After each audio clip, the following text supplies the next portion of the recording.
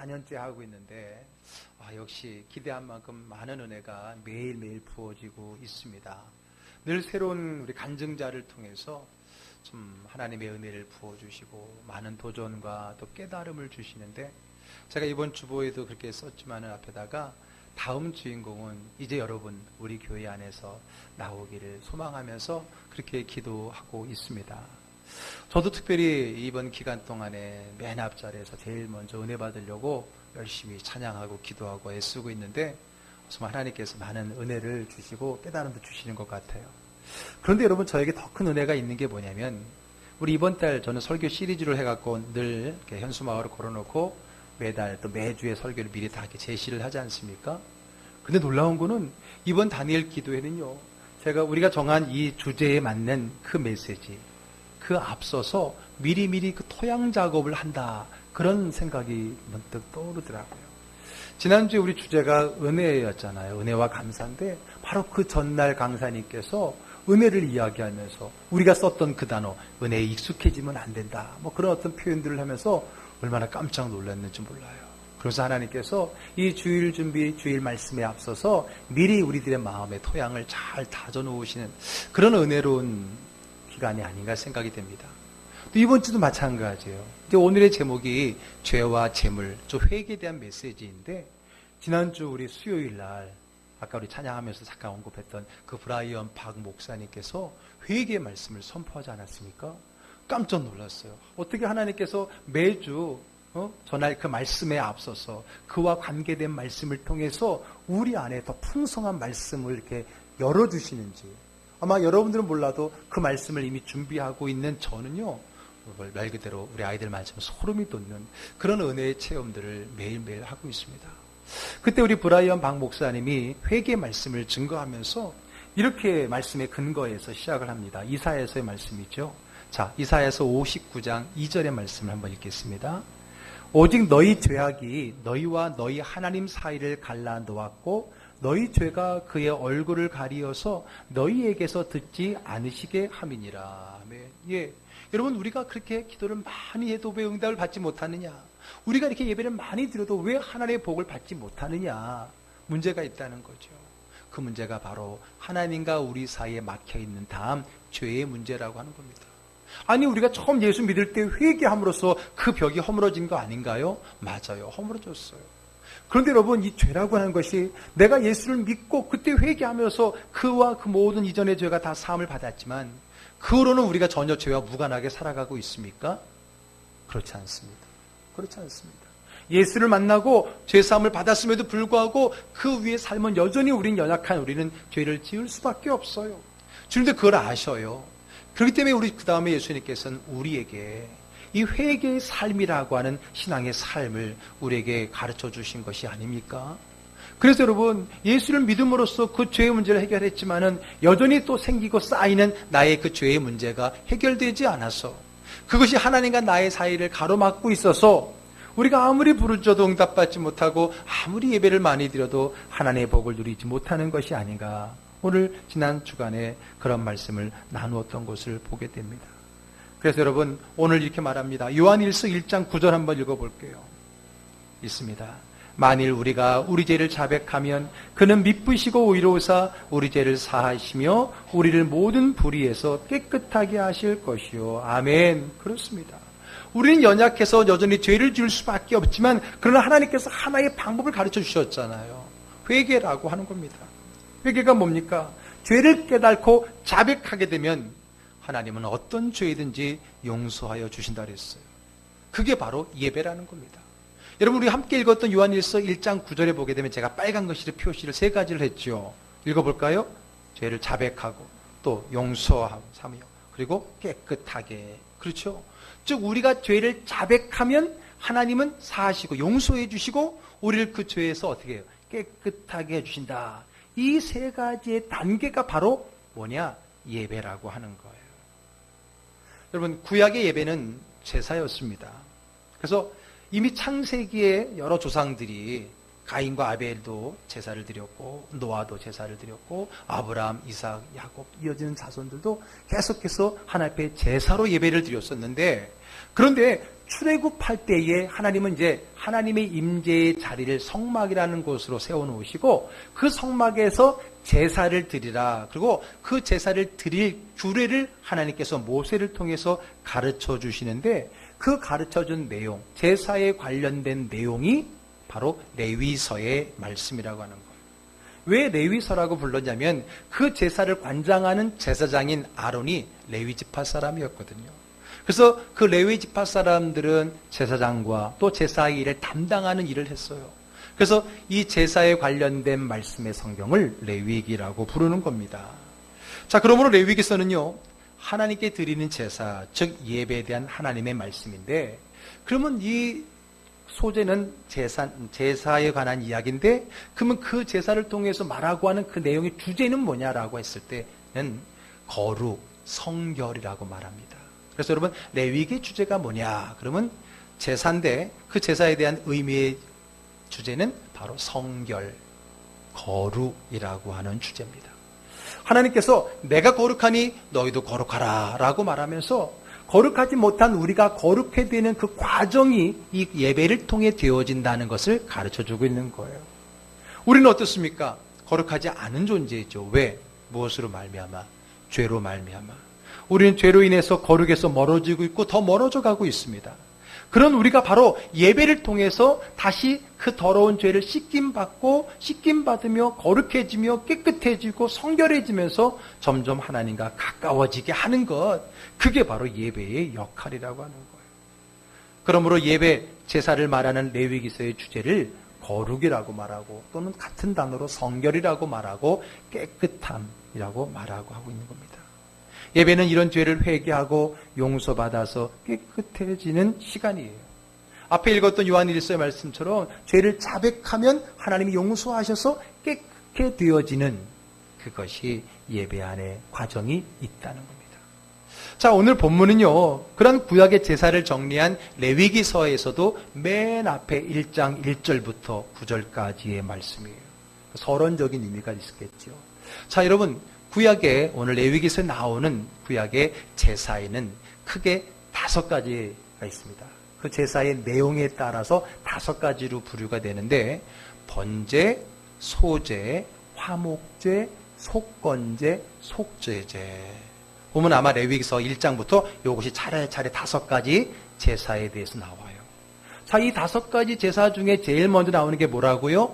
번제인데 왜 제일 먼저 나오냐? 가장 기본이 되는 제사고 가장 핵심이 되는 제사이기 때문에 그 제사인 번제가 오늘 제일 먼저 나와 소개되고 있는 겁니다. 자, 오늘 본문이 바로 그 번제에 대한 하나님의 규례인데, 자, 먼저 2절의 말씀을 읽어볼게요.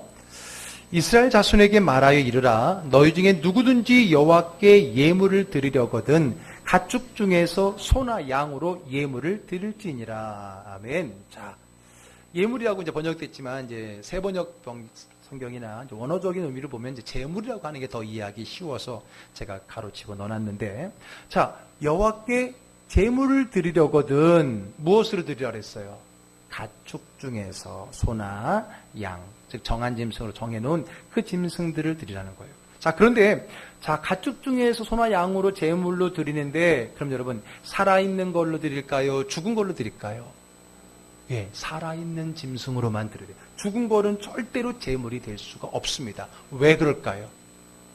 왜 살아있는 걸 드릴까요? 왜 살아있는 걸 드릴까요? 예, 하나님은 죽은 고기 안 드셔요? 날 것만 드셔요? 아니죠. 왜 그럴까요? 쉽게 얘기할게요. 죽이기 위해서예요. 물론 그것은 생명이고 여러 가지 막 의미를 부여할 수 있지만은 좀 쉽게 얘기하면은 왜 산 짐승을 드려야 되냐면 죽이기 위해서 그래요. 여러분, 죽은 건 죽일 수 없잖아요. 죽은 거니까. 그 말은 뭐냐면 예배는 뭐 하는 거냐면 죽이는 거거든요. 예배, 구약의 제사는 오늘날의 제사도 마찬가지고요. 죽이는 겁니다. 죽이려면 뭔가 산 것이 있어야 될 거 아니에요. 그렇기 때문에 여러분 제물을 드리고 가축을 드릴 때에 죽은 것이 아니라 산 것을 드리는 겁니다. 왜 그렇다고요? 죽이기 위해서라는 거예요. 가축을 죽이는 것이 제사라고 하는 거예요. 죽이면서 드리는 그 과정이 제사라는 거예요. 그러면 여러분 왜 가축을 죽이는 것이 제사일까요? 앞에도 말씀드렸지만은 이 예배는 죄로 인해 더럽혀진 우리가 하나님 안에서 깨끗하게 씻김 받는 과정이라 그랬어요. 근데 그 죄를 씻기기 위해서 죽음이 필요한 거예요.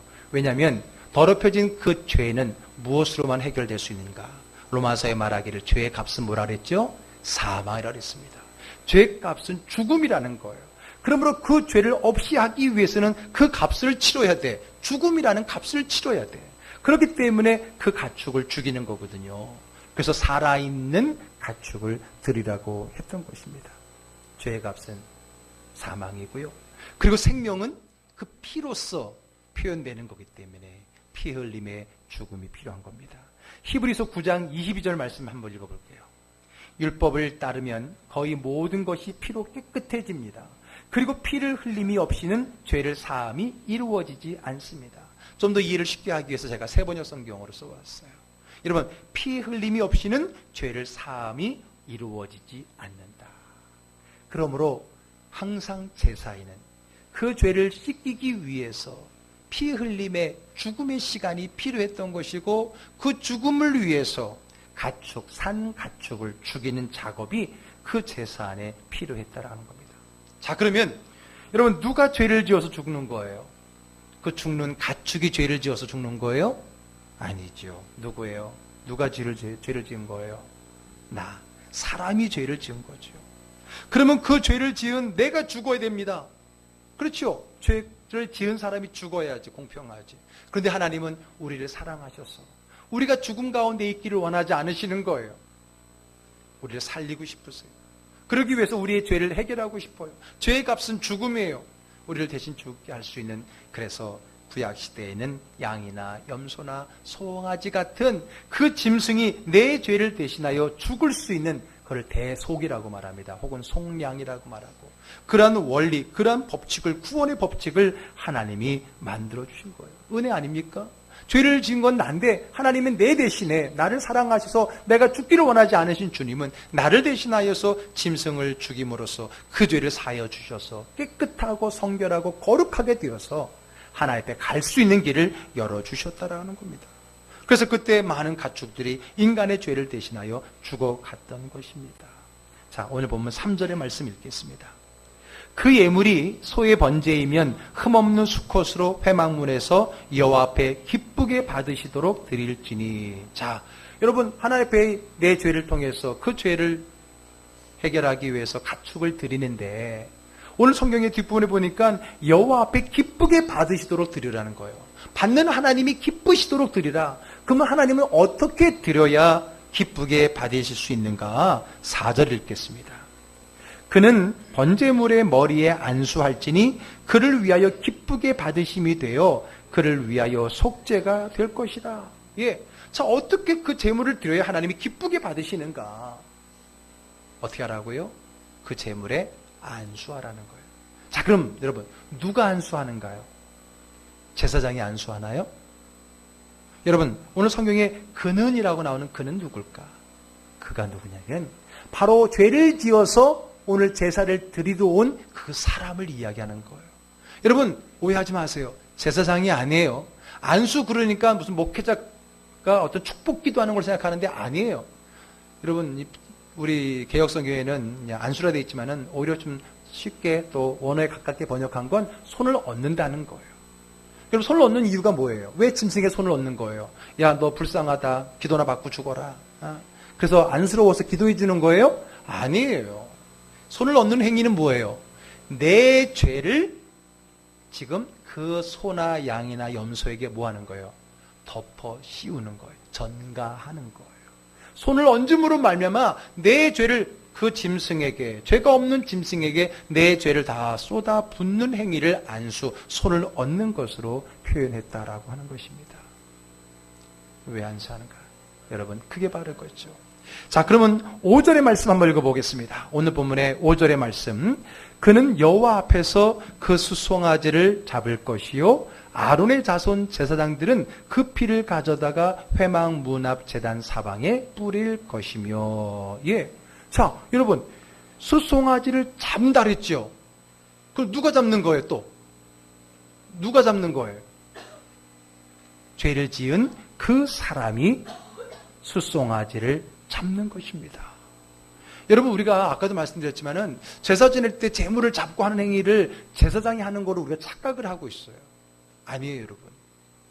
죄를 지은 그 제사를 지내는 그 사람이 그 짐승을 잡게 되어 있어요. 오늘 본문을 보세요. 바로 분명히 그는 바로 죄를 지은 그 사람이고 뒤에 제사장은 따로 하는 행위가 있잖아요. 그 피를 가져다가 제단에 뿌린다라고 말했던 것이죠.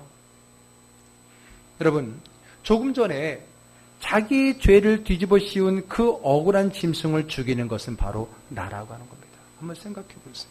이왕이면은 숙련된 늘 그 짐승과 가까이 있는 제사장이 죽이면 얼마나 좋을까? 얼마나 편할까? 그런데 하나님께서는 죄를 지은 그 사람, 지금 제사를 드리러 온 그 사람이 그 짐승을 잡아 죽여야 된다라고 말하고 있는 거예요. 왜 그랬을까요? 왜 하나님은 직접 그로 하여금 죽이겠을까요? 앞에도 말씀드렸지만은 안수하고 손을 얹음으로써 그 짐승은 누가 된 거예요? 내가 된 거잖아요. 그런데 그 내가 된 그 짐승을 잡아 죽이라고 하는 건 뭐예요? 결국 내가 나를 죽이는 거예요. 죄인 된 나를 죽이라는 거예요. 무슨 말인지 이해가 되시죠?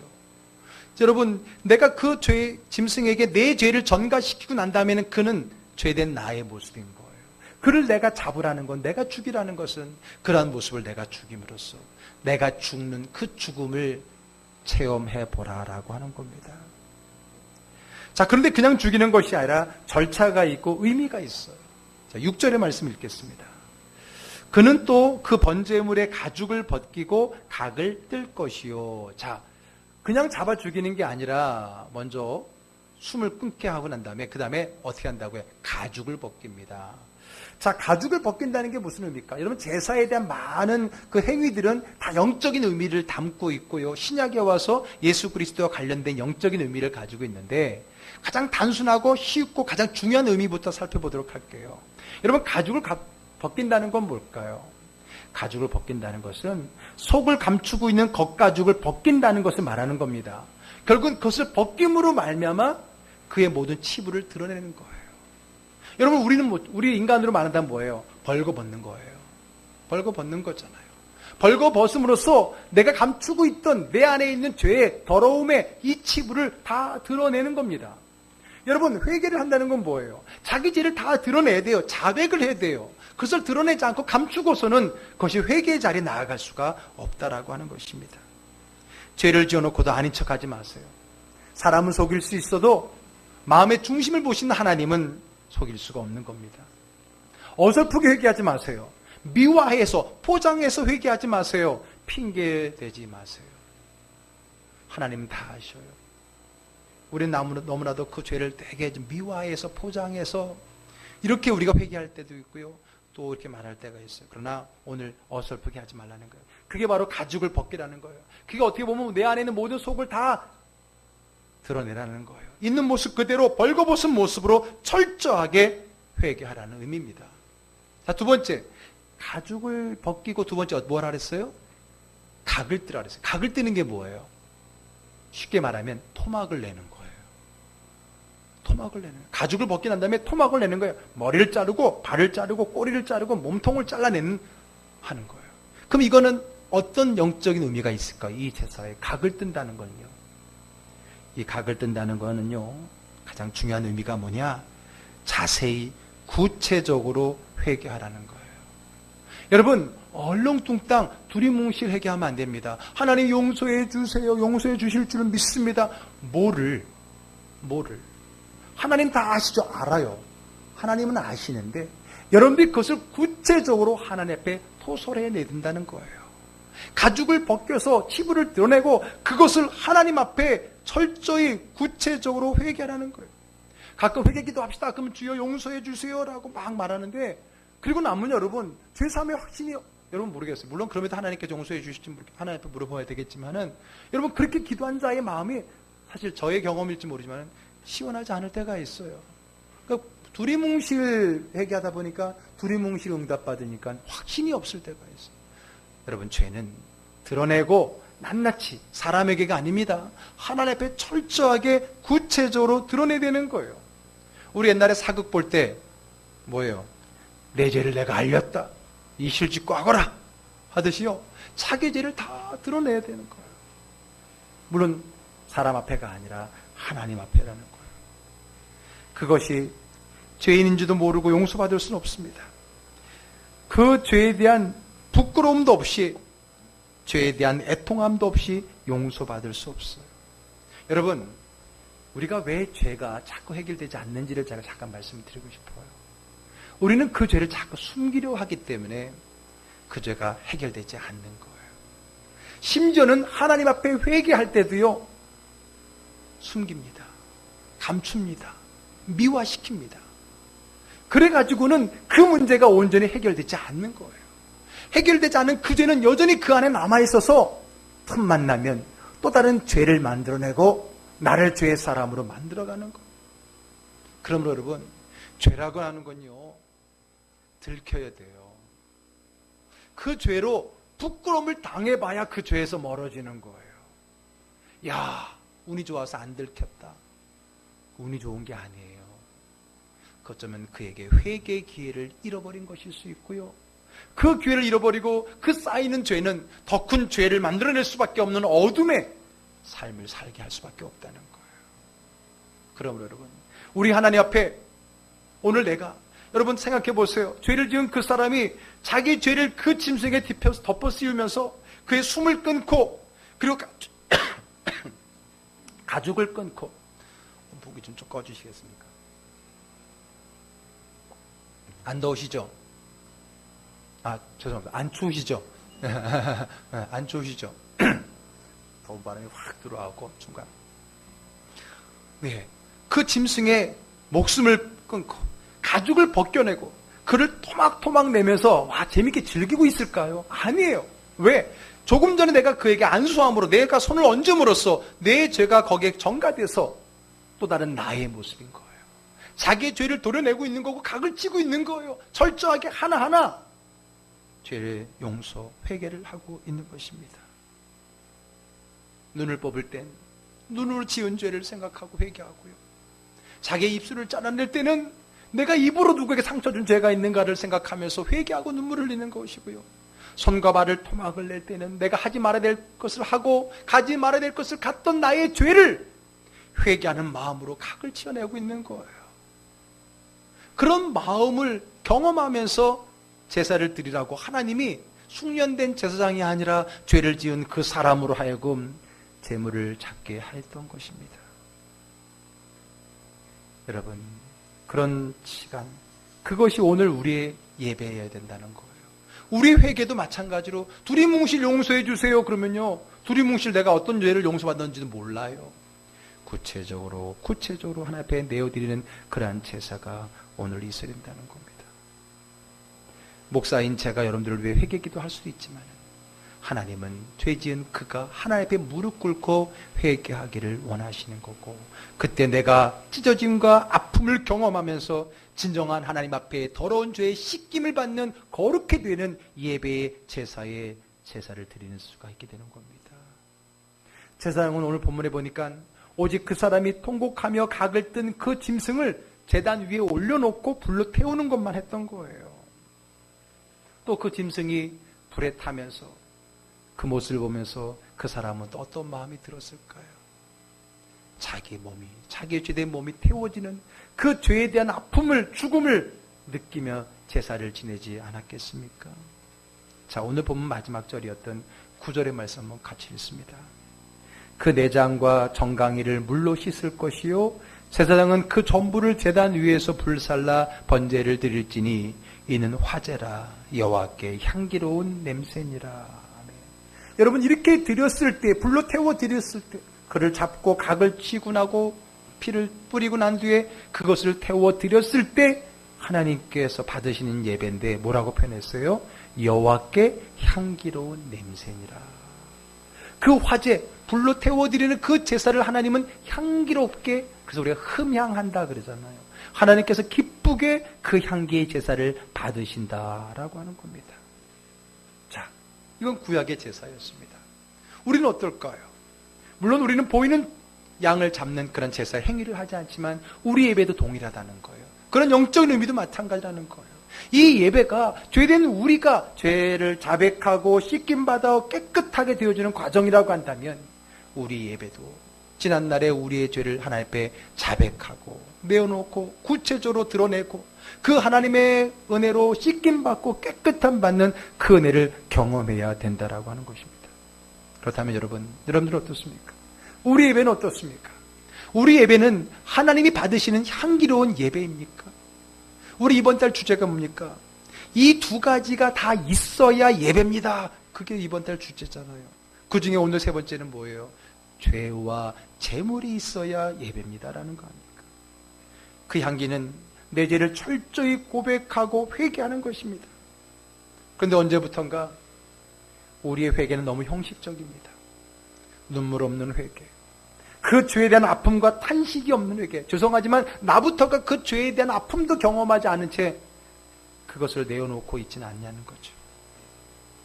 여러분, 우리가 이번 달 시리즈를 시작하면서 가장 많이 얘기했던 것이 성숙이고요. 이 성숙의 가장 큰 장애물이 뭐라 그랬어요? 익숙이라 그랬잖아요. 성숙의 가장 장애물이 익숙이다. 예배가, 은혜가 익숙해진 거죠. 오늘 뭐예요? 회개가 익숙해진 거예요. 다른 표현으로서가 아니라 그 익숙되어지다 보니까 형식적인 회개로 지나쳐버린다는 걸 이야기하는 거예요. 내 죄를 이야기하면서도 그 죄에 대한 아픔이나 탄식이나 그 눈물이 없는 겉으로의 회개가 많다는 거예요. 글쎄요, 죄를 많이 져서 이제는 뻔뻔해졌는지 모르지요. 여러분, 우리에겐 죄가 있습니다. 죄 없는 사람은 없습니다. 이미 용서받은 죄도 있지만 아직 용서받지 못한 죄도 있습니다. 여러분, 용서받지 못한 거는 그 죄가 용서받을 수 없는 죄이기 때문이 아니라 내가 하나님 앞에 회개하지 않았기 때문입니다. 회개하지 않고, 여기서 회개는 진정한 자기를 죽이고 각을 뜨는 그런 처절한 하나님 앞에 회개가 없습니다. 여전히 남아있는 그 죄가 우리를 더 괴롭히고 더 큰 죄의 길로 인도한다는 겁니다. 이 회개가 없으니 이 예배의 정결함이 없고 하나님의 응답과 축복이 막히는 것입니다. 지난 주간 브라이언 박 목사님을 통해서 우리가 한번 그 말씀을 깊이 있게 깨닫고 처저히 회개하지 않았습니까? 그러면 오늘 말씀의 제목인 죄와 재물 둘 다 있어야 예배라는 말씀을 생각해 보자고요. 우리는 분명 죄가 있습니다. 회개하지 않는 죄는 분명히 있어요.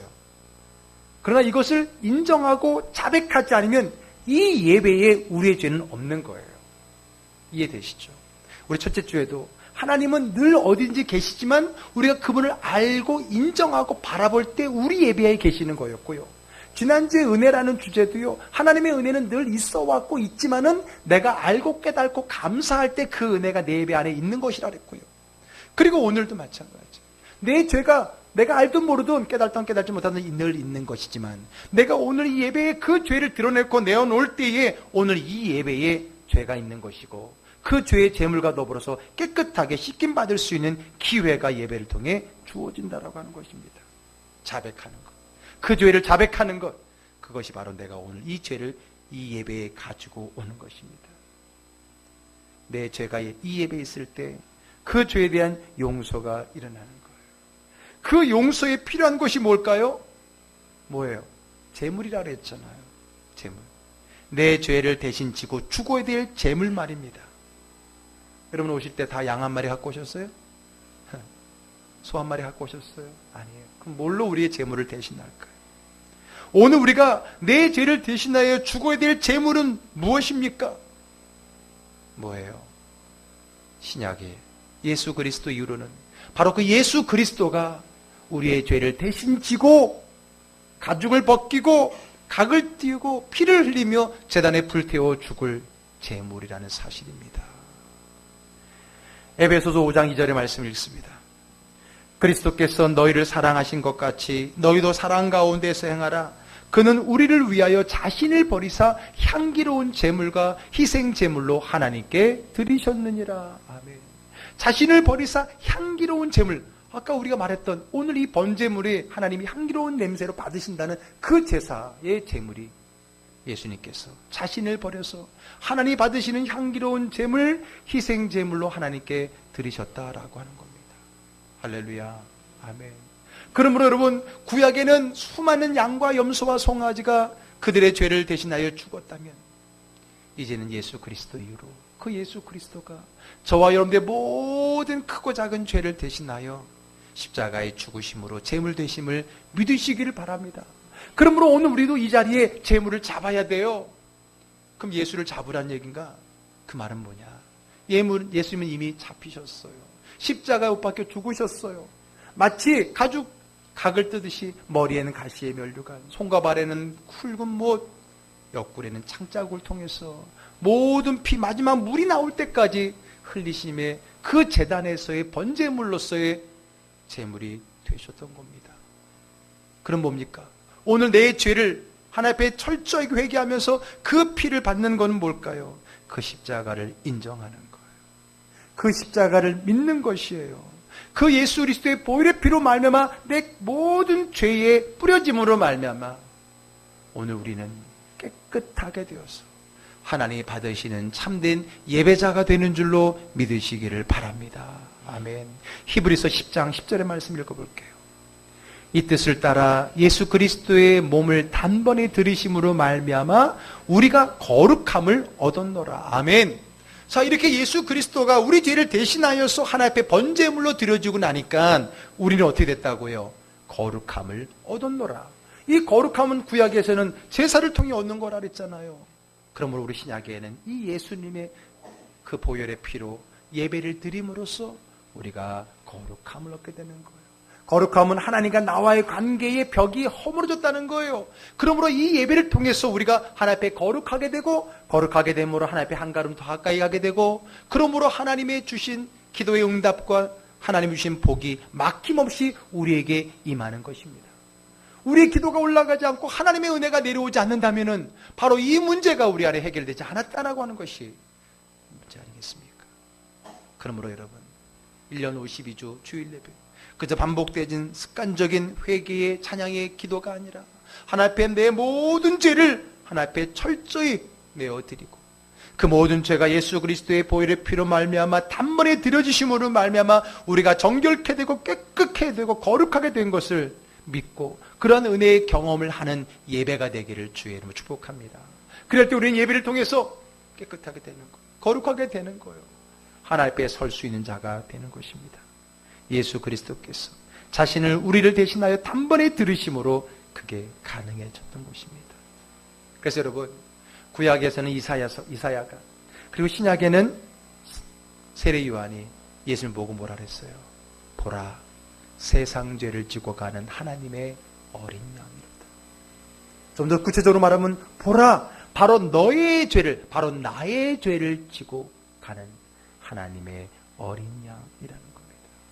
그 어린 양을 내가 나를 대신하여 죽이고 각을 떠서 태워 올려드렸을 때 우리의 죄가 씻김받고 우리가 하나님 앞에 거룩함이 되어서 하나님 앞에 담대히 나아갈 수 있는 길을 얻게 된 것입니다. 이것이 예배입니다. 여러분의 예배는 얼마만큼 거룩해지는 예배였습니까? 여러분의 예배는 얼마만큼 하나님과 한 걸음도 가까이 다가가는 예배였습니까? 한번 잘 생각해 보세요. 뭐가 문제였을까? 오늘 이 세 번째, 죄와 그 죄의 문제를 해결할 재물이 없이는 예배일 수 없다. 그러므로 우리 죄를 낱낱이 자백하고 내어놓고 그 죄의 예수 그리스도의 보혈의 피의 제물을 통해서 깨끗하게 씻김받아서 거룩하여 하나님의 자리에 한 걸음 더 나아가는 그런 예배가 된다면 우리는 그 예배가 기다려지고 또 그 예배를 통해서 하나님 앞에 더 가까이 가는 그 믿음의 성숙을 이루어낼 수 있을 것입니다. 그러한 예배, 우리 하나님 앞에 더 거룩함으로 가까이 다가가는 그런 은혜로운 예배자 되기를 주의 이름으로 축원합니다. 아멘. 기도하겠습니다.